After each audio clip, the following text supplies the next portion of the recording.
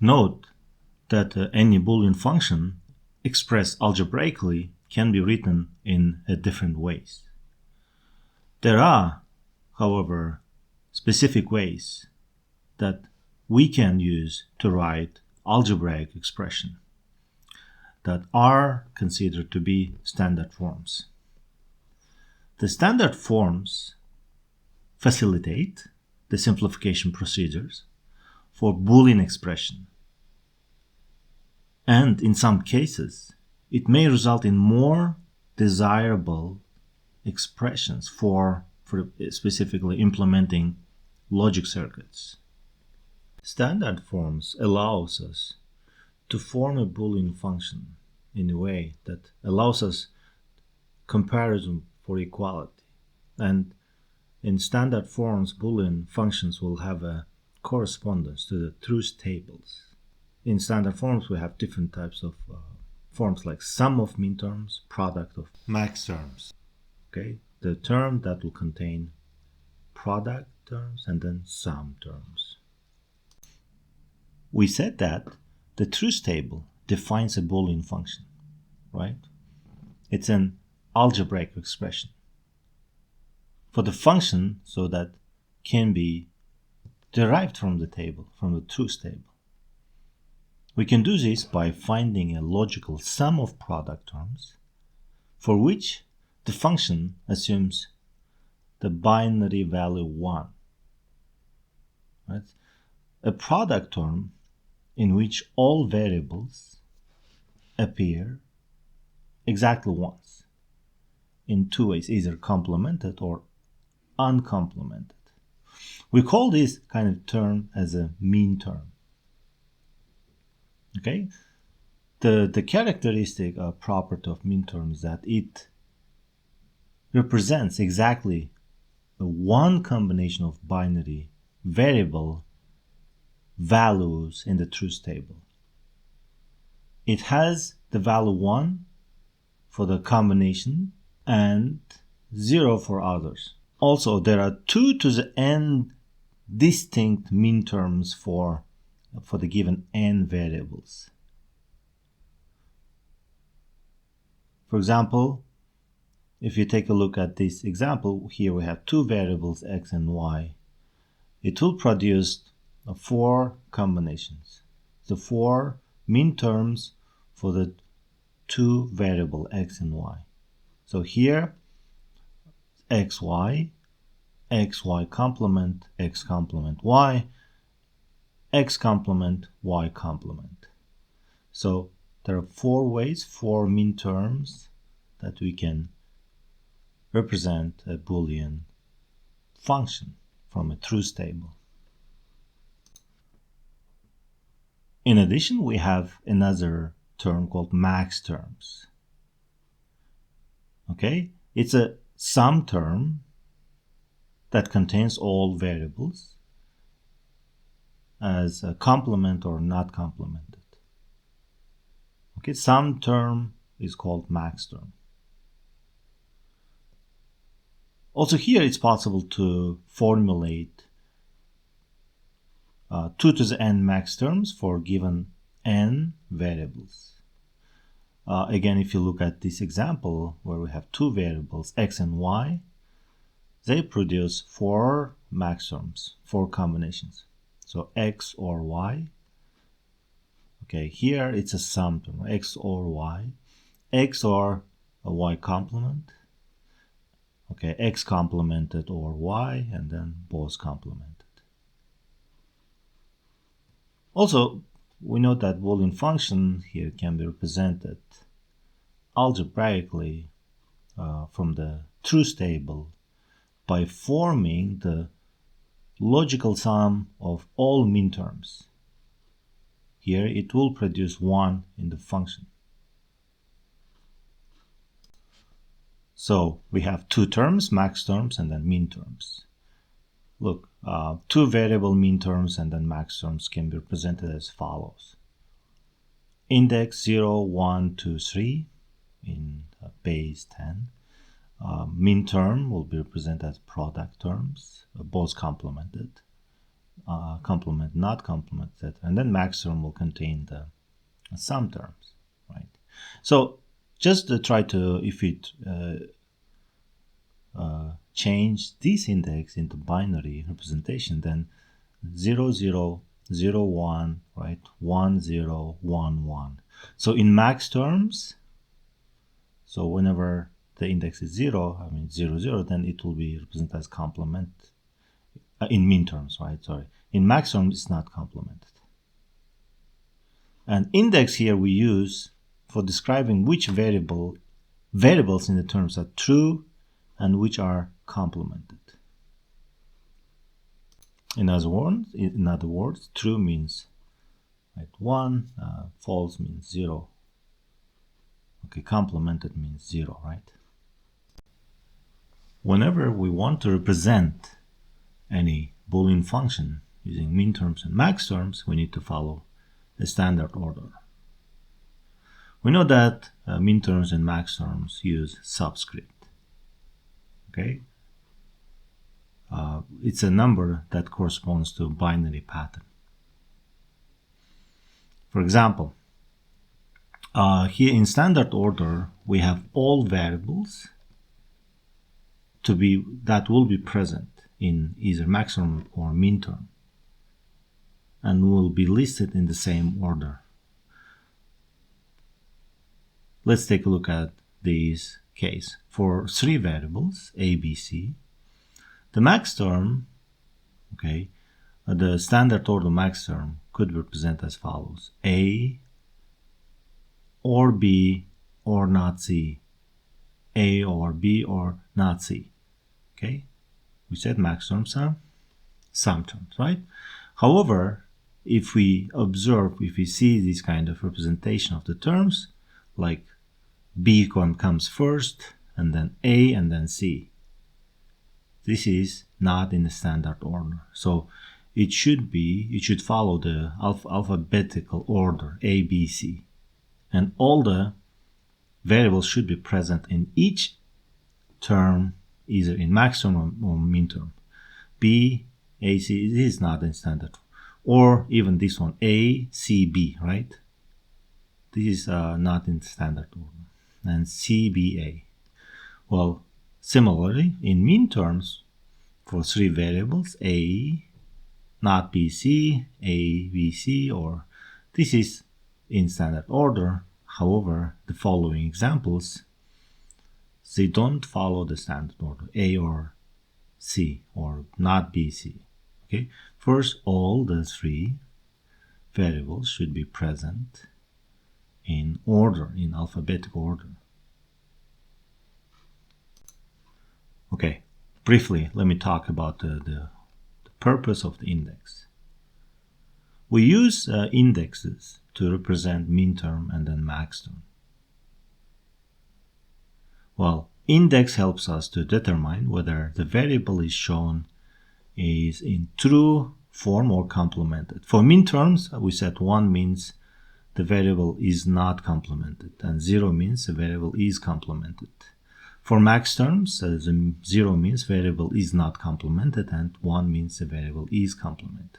So index will help us to identify where in the truth table the location of the min term and then max term is, and also which are complemented or which terms are not complemented, which variables are not complemented.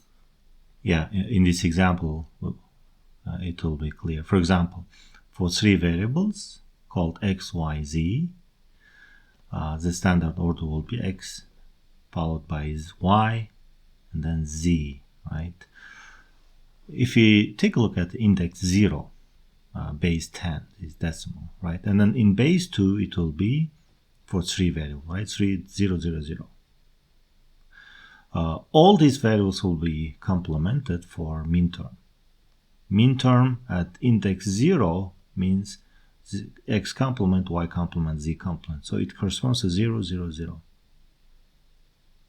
However, for max terms, no variables are complemented. So for max term, it will mean that okay, x, y, z not complemented, but the index will be still same 0. right? So min term 0, we can call it as small m and then index 0.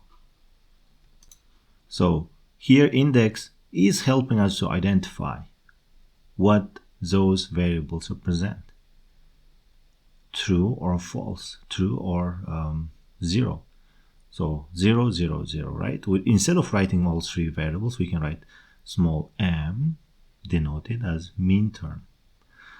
For max term, we can just simply use it capital M0. Index is telling us, okay, this is max term, location 0, base 10, and then if we convert to base 2, then we can see x or y or z. What about 6 for min term? Small m 6. So we need to convert 6 to binary or base 2 representation. Then we can write down their corresponding complemented or uncomplemented one. How about 6 for max term? So we can call it as small m and then 6, which is index, right? Correspond. And then here capital M and then 6, right? So what would be the correct answer here? It will be, okay, in min term we are complementing zeros, right? So 6, first decimal 6 is 110, right? So in min term case, it will correspond to x will not be complemented, y not complemented, and then z complemented, because here we have 0. And this will be a product term. In max term, okay, we have the opposite, right? In max term, we complement x or y, and z is not complemented. So if you have the following table, which with the following indexes, let's say it is a truth table, and binary pattern representation of all these decimal numbers and base 2, right? We can represent them in terms of min terms. So in min terms, 0, 0, 0 will be all complemented, right? In max term, it's a sum term, not complemented. Okay, try to find out all these, right? Question marks. How we can represent this? So if you take a look at this, so it's 3. Binary pattern 0, 0, 1, 1. In min term, what we will do? Okay, we complement A, B complement, and then C, D. Right, and then in this case, max term for this one. Okay, we don't complement zeros. A or B or C or D complement. What about this case, min term? We complement only zeros, right? A complement, B, C, D. And what about here? We want to represent these, okay, as a max term. So max term, A naught, B naught, C, D naught. We can find the relationship between min term and max term using Demorgan's theorem, using the following equalities. Let's take a look at this example. Max term, min term for index 2, represented as follows. Not x or y. Here, x and not y. So we can apply Demorgan's theorem, right? And then show that M2 max term is a complement of min term, and it's vice versa, right? And also we note that since Demorgan's theorem holds for n variables, then not only 2, the above holds for n for terms of n variables, giving the following relationship. They are the complement of each other. So we can verify this example. So if we apply Demorgans to M2 max term, right? So in Demorgans, we apply this one, and then x double complement y complement, then we will have x y complement, right? Which is equal to the following.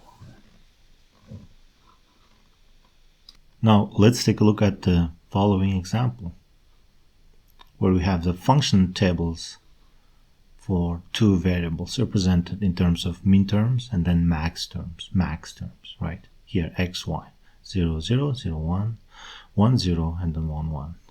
And then we have the following min terms here. Similar here, max terms, right? So we can first visually notice that the min terms are the complement of max terms, or vice versa. Also, we note that each min term has one and only one single one, right, present in the 2 to the n terms, so 4 terms. Here, 1, 1, 1, only one, right? One of them is high, one of them is 1. While in max terms, we see that each max term has one and only one 0 present. Here 1, 0, another 0 here, another 0, another 0. Also this way. Okay? So each column here in the max term function is a table, again, is a complement of each column in the min term function. Okay, some of the comments here. So we can actually implement any function using ORs of the min terms corresponding to ones. Okay, and one enters in the function, which are called the min term of function. And also we can implement any function by ANDing using the ANDs of the max terms corresponding to 0 entries in the function table. And they will be called as max terms of the function, min terms of the function, max terms of the function. Okay, and then we have the following two canonical forms: sum of min terms and product of max terms, for representing or stating any Boolean function. Here, let's take a look at the following example, where we use min term to represent a function. So assume that we have the f1 represented by m1, m4, and m7. Okay, sum of products. So m1 is the first min term, and 4, and then 7's min term, right?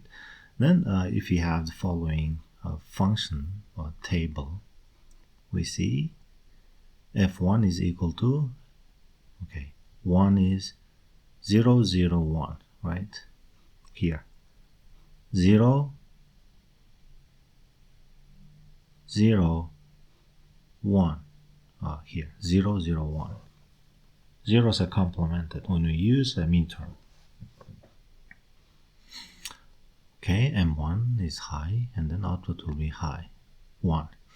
m4 is, we will look at the following index. So 1, 0, 0, 1, okay, 0, 0 will be complemented, and then here we have m4 at this location, so it will be 1. And then we have the following 1, 1, 1. So x, y, z not complemented, so will be 1. Okay, m7 here is 2. So we can write any Boolean function using min terms, also using max terms. Any function can be represented using this standard sum of products form. Also, in this representation, we have some compact, right, form of this function.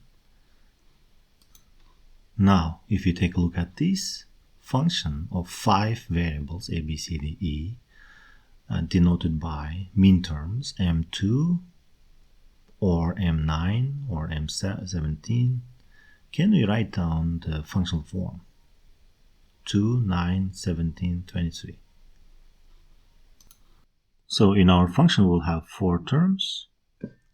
Each term will be represented by a, b, c, d, e 5 terms. So the easiest way to convert or to represent this function using, let's say, 4 terms and using 5 variables, each term would be, first, to convert those indexes to binary representation. So 2 would be 0, 0, 0, 1, 0, right?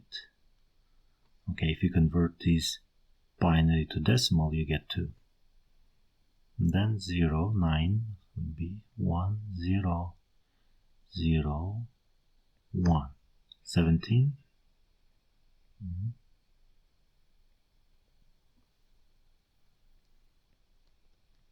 23. Okay. Now we can write down the here a. Okay, all the zeros will be complemented in min term. B, C complemented, D not complemented, E. Or what's the location of min term 9? A, we complement zeros, right? B not complemented, C complement, D complement, and then E is not complemented. Or 17 now, A, B complement, C complement, D complemented, E. Okay. Now 23, we'll have only one variable complement, A, B, which is the location of 0, right? B, C, D, E. So here we have the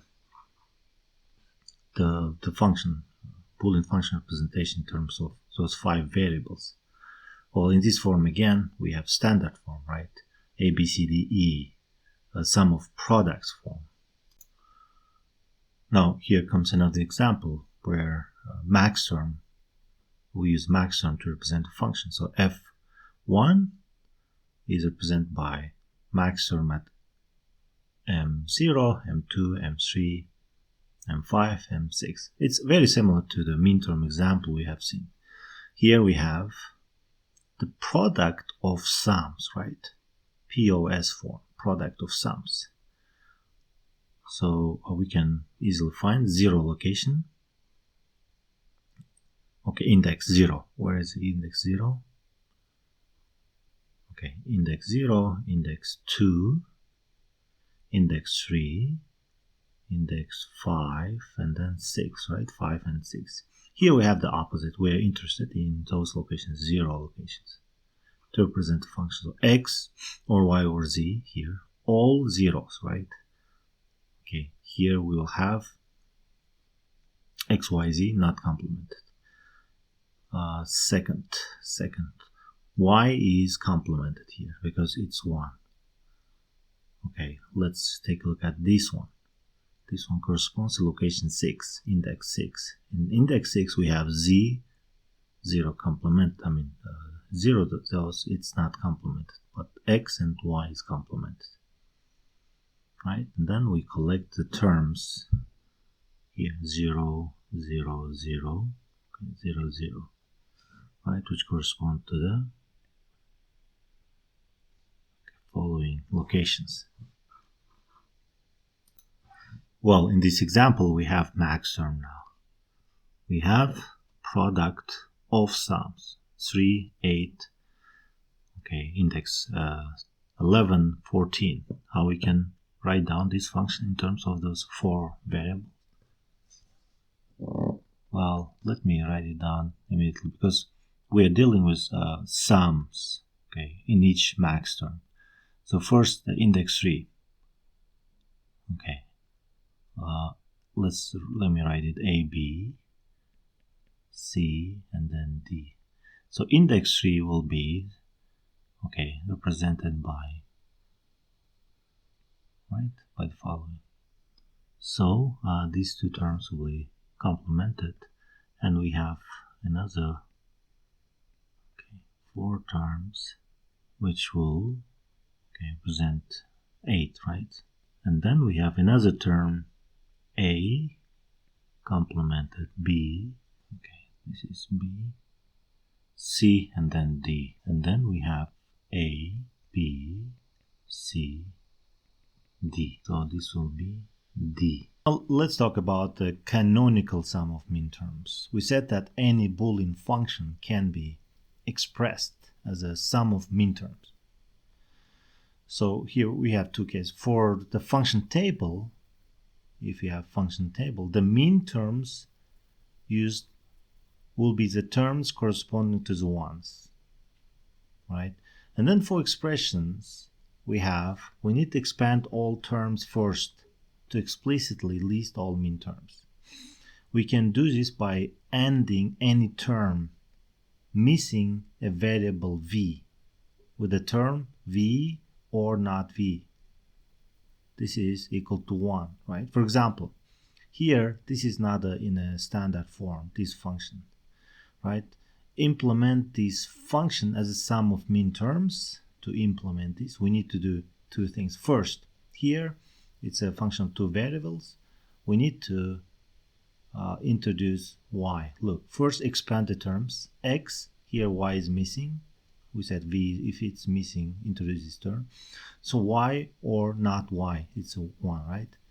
And then we have the following term, okay? Then we can distribute xy, x, y naught, or, right? Then distribute the following terms.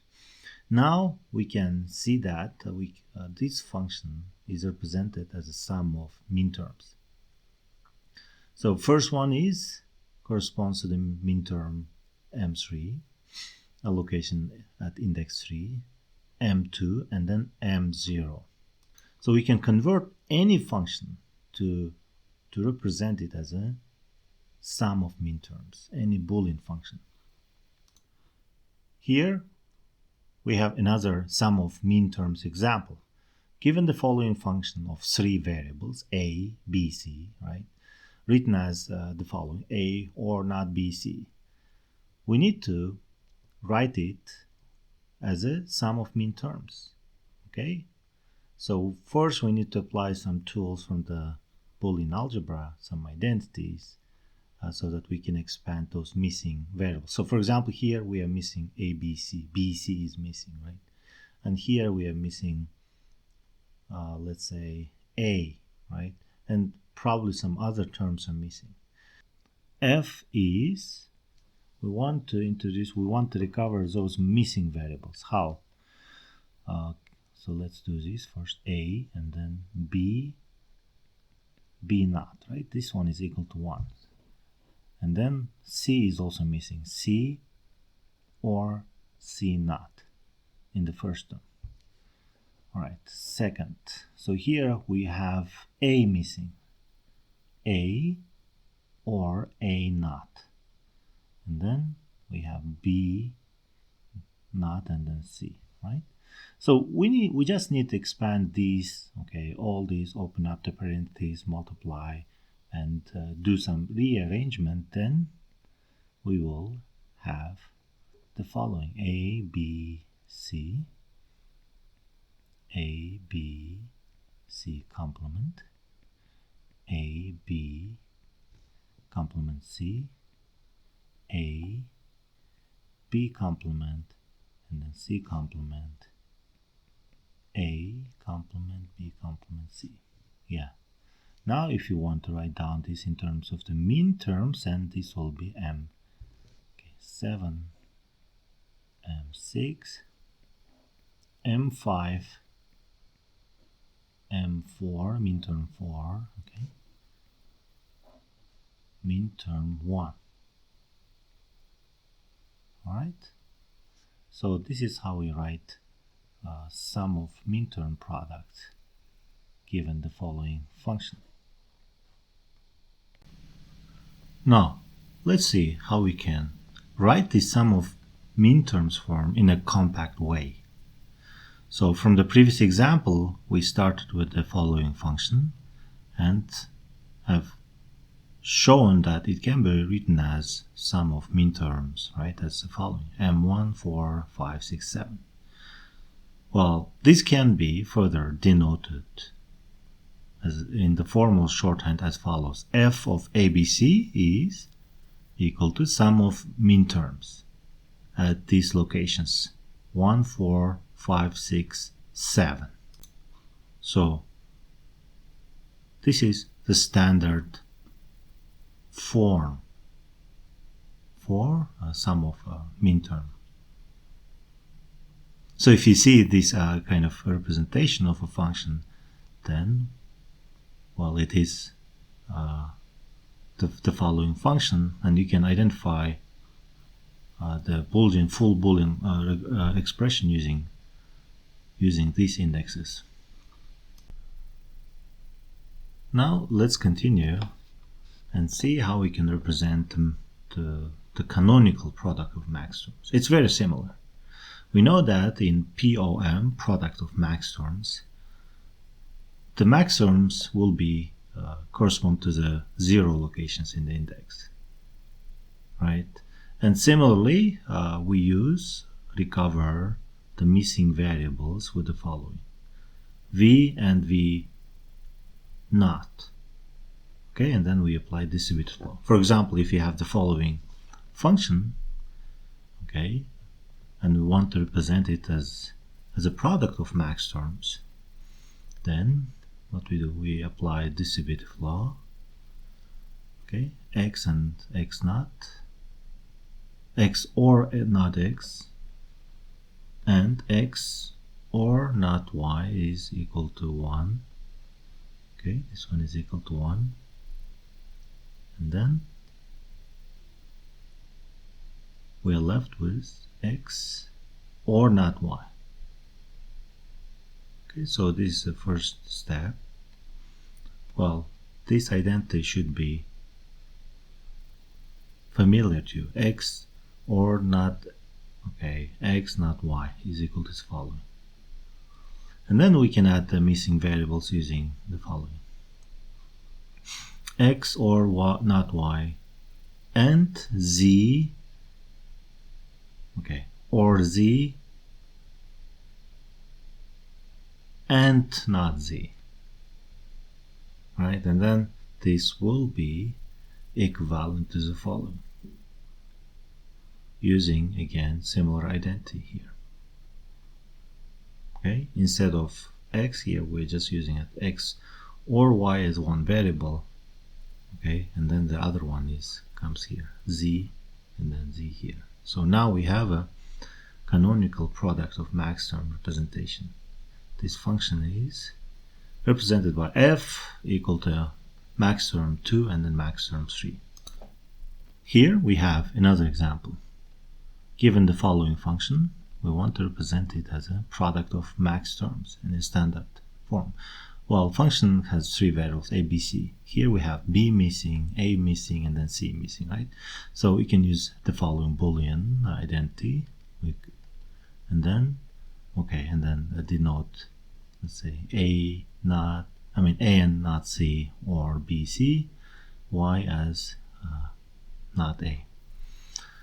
So just follow the steps. So z to, let's say, not b, okay? And then by substituting, we can represent it as to product of sums. And then we use the following property to get the following: af is equal to not c, bc not a, and the following term, right? And then second time we get the following. So it's just a simple math, simple rearrangement, but the way we want to represent function is finally should be in the max term, right, example. So double check all these steps, and if you have questions, let me know. So let's briefly talk about function complements once we have sum of min terms and product of max terms studied. So complement of a function, we know, can be expressed as a sum of min terms. Okay, that is constructed by selecting the min terms missing in the sum of min terms canonical form. That's one way how we can get the function complement. Second, the complement of the function, which is expressed by a sum of min terms, is simply the product of max terms. Look, sum of min terms is simply the product of max terms with the same indices. For example, if you have the following function, okay, sum of min terms at these locations, indices 1, 3, 4, 5, 7, the complement would be of this function would be sum of the locations that is missing. So 0, 2, 4, 6. Okay.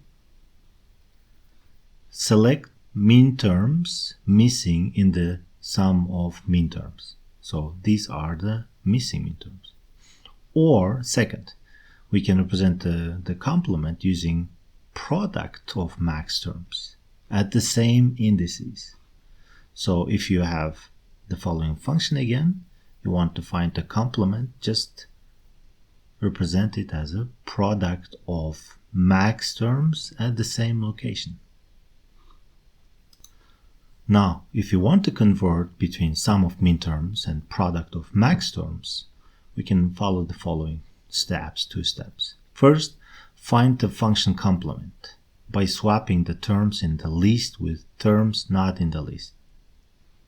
Second, change from product to sums or vice versa. Then you can convert between two. Example, given the following function. First, we form the complement using the missing indices, right? Using sum of min terms. And then we use the other form with the same indices. Here we have this form, the complement again, giving the other form of the original function. So this one is converted to product of sum, product of max terms from sum of min terms using the following 2 steps. Here I want to give some definitions. So as follows: standard sum of products forms, okay, here we use equations which are written using or of and terms, so or of and, okay. But in standard product of sum form, we use and of or terms, okay. So or of and terms, and of or terms, okay, SOP, POS, right? So if you see any mixed forms, then they are neither SOP or POS, as in this example. So standard forms should contain or of and or and of or, but not in this mixed form. Also note that the sum of min-term forms for any variable n variables can be written down directly from a truth table. If you have truth table, you can easily write it down. And implementation of such a standard sum of products Boolean expression will be a 2-level network that consists of the gates. The first level consists of AND gates, the second level will consist of OR gates. Right? These usually can be simplified so that the circuit is simpler. For example, we can take a look at the following simplification example. We have sum of min terms. Right? Standard sum of min term example here. So we can write this down using all 3 variables, not A, not B, C, and we have 5 terms.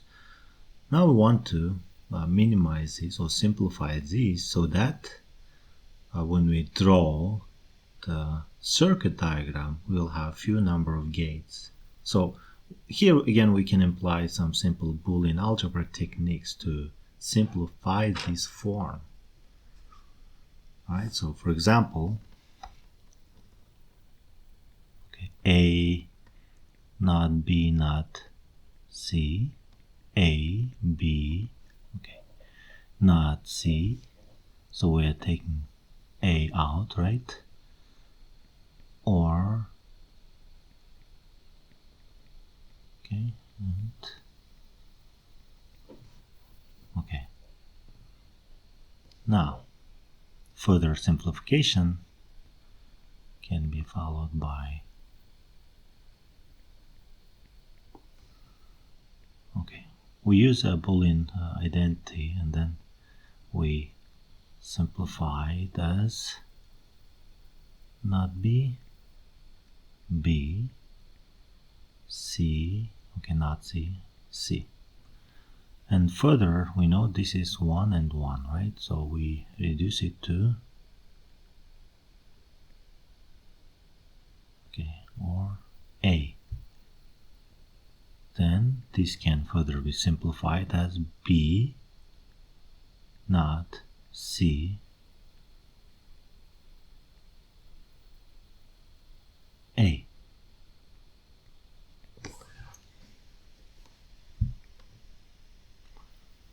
Alright, we obtained the following simple form by simplifying this standard form. And now if you want to implement this as a logic circuit diagram, we'll use few number of gates and operations. For example, here first the circuit, two-level circuit implementation using the all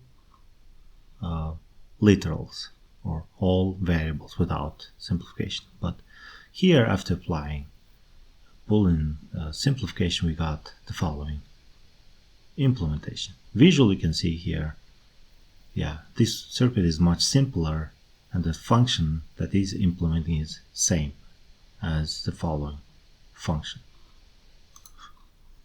Now finally, let's just summarize what we have seen, observed so far from SOP and POS.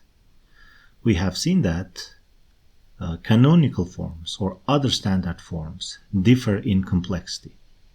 Okay, some terms have more complex terms, some are simpler. We can always use Boolean algebra to simplify those, let's say, complex canonical forms. And we can obtain simpler equations. Why? Because simpler equations lead to simpler two-level implementation, circuit implementation, right? So Boolean algebra technique is important here. Some other questions remaining. How can we attain the simplest expression given some canonical form of a function? The simplest. Is there only one minimum cost circuit?